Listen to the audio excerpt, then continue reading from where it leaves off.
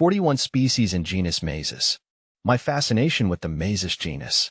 As a plant enthusiast, I'm always drawn to the unique and the understated. That's precisely why the genus Mazus has captured my attention.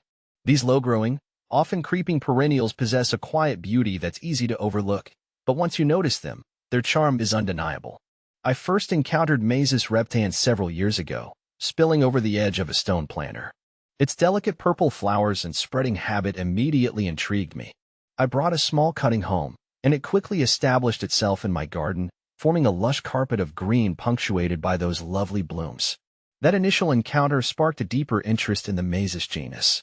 I began researching its diverse species, their native habitats, and their potential in horticulture. What I discovered was a group of plants perfectly suited for rock gardens, ground covers, and even container plantings. A closer look at Mazus. The name Mazus is derived from the Greek word mazos, meaning nipple, referring to the small protuberance on the upper lip of the flower's corolla. This subtle feature, along with the plant's typically two-lipped, tubular flowers, places it within the family Mazusaceae. Though previously categorized within Phrymaceae and Scrophulariaceae, recent phylogenetic studies have led to its current classification. Mazus species are predominantly found in damp habitats across Asia, Australia, and New Zealand. They thrive in a variety of conditions, from lowland meadows to mountainous regions. This adaptability makes them surprisingly versatile garden subjects. Species diversity within the Mazus genus. While Mazus reptans might be the most commonly encountered species in cultivation, the genus boasts a diverse array of approximately 41 recognized species. See full list at monsteraholic.com. The allure of Mazus in horticulture. The appeal of Mazus in horticulture lies in its adaptability and understated elegance. These plants are not demanding, tolerating a range of soil types and light conditions.